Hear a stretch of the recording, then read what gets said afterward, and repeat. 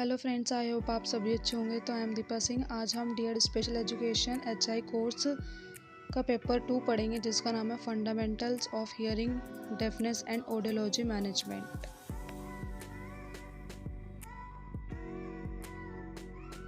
Paper की unit 2 discuss करेंगे, जिसका नाम है causes, prevention and effect of deafness.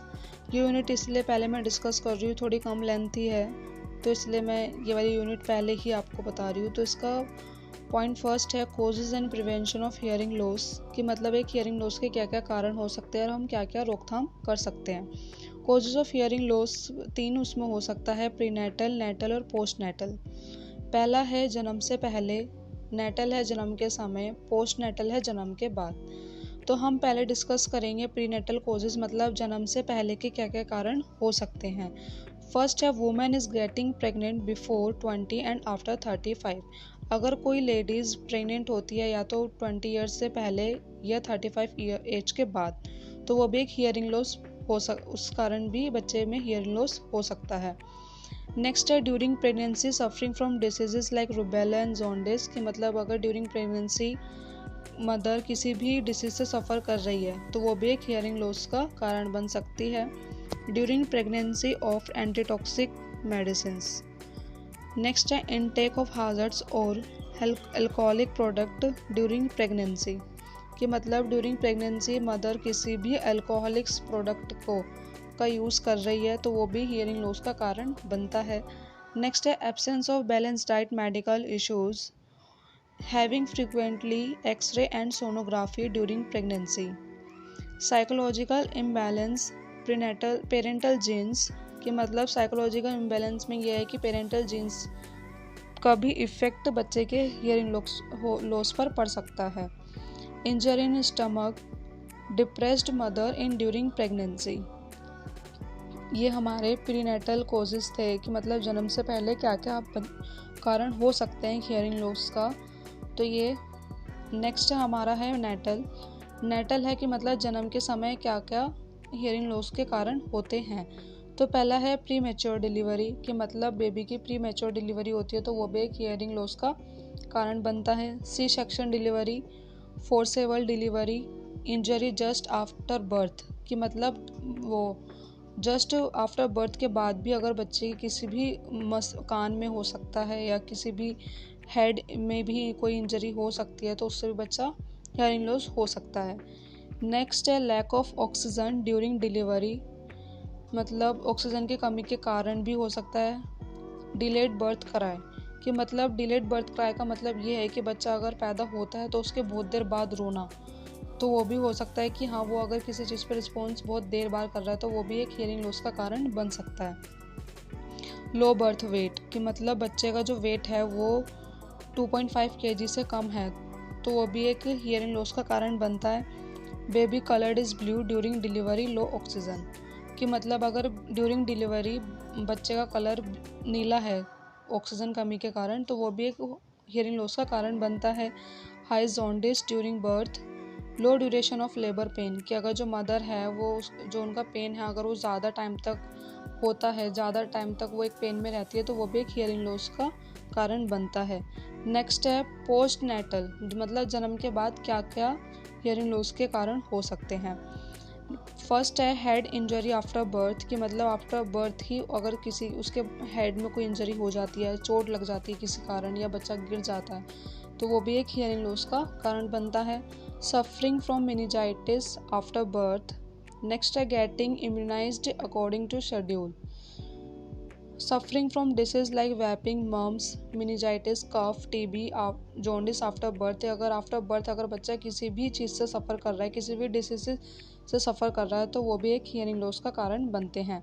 Year getting affected after birth, किया मतलब ईयर आफ्टर बर्थ के बाद ईयर में कोई भी इन्फेक्शन हो जाता है तो वो भी एक हियरिंग लॉस का कारण बनते हैं। Injury in ears, ear getting damage due to some outside object coming inside ear, जैसे like rice, house fly, insect. Next है water oil pointed getting in ear, कि मतलब आपके कान में कहीं भी पानी घुस जाना या तेल चले जाने से भी हियरिंग लॉस का कारण बन सकता है। लिविंग इन नॉइसी सराउंडिंग, कि मतलब आप किसी भी ऐसे एरिया में, ऐसे वातावरण में रह रहे हो कि जहाँ पर ज़्यादा शोर रहता है, तो भी एक हियरिंग लॉस का कारण बनता है। Extra quantity of wax in ear, कि मतलब आपके ईयर में बहुत ज़्यादा एक्स्ट्रा क्वांटिटी में वैक्स है, तो वो भी एक हियरिंग लॉस का कारण बनता है। एजिंग फैक्टर हो गया, tumour on the auditory nerve, ये भी मतलब आपके ऑडिटरी नर्व जो है उसमें अगर ट्यूमर है तो वो भी एक हियरिंग लॉस का कारण। नेक्स्ट हम पढ़ेंगे types of prevention. Types of prevention 3 type के होते हैं: primary prevention, secondary prevention and tertiary prevention. Immunize all the adolescents, girls and women in child hearing age against rubella, के मतलब adolescents, girls and women को rubella के against अपने आप को इम्यूनाइज करा लेना चाहिए।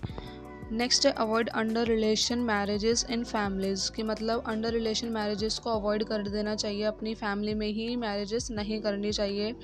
नेक्स्ट है increase facilities for early detection for pregnancy and to know the RH factor, कि मतलब प्रेगनेंसी का जल्द से जल्द पता लगाने के लिए और RH फैक्टर जानने के लिए अपनी फैसिलिटीज़ को बढ़ाना चाहिए।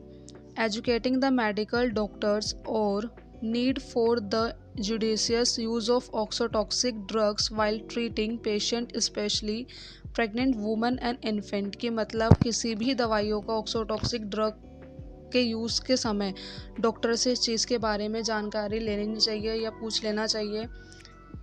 नेक्स्ट है to carry out immunisation programme against disease like mumps, measles, TB etcetera, कि मतलब इम्यूनाइजेशन प्रोग्राम चलाने चाहिए इन डिसीज़ के खिलाफ, मम्स, मेजल्स, TB एक्सेट्रा, कि मतलब ऐसे प्रोग्राम चलाओ कि जहाँ पर इनके बचाव के लिए टीके लगाए जाएँ। Creating awareness regarding noise include hearing loss among the masses especially who are working in the noisy surrounding, मतलब कि एक नॉइसी एरिया के लिए या नॉइसी ज़्यादा शोर के लिए ऐसी अवेयरनेस फैलानी चाहिए कि ज़्यादा शोर में नहीं रहना चाहिए। अगर ज़्यादा कोई भी ऐसा पर्सन या ऐसा बच्चा जो ज़्यादा नॉइसी सराउंडिंग में वर्क कर रहा है तो वो भी एक उसके हियरिंग।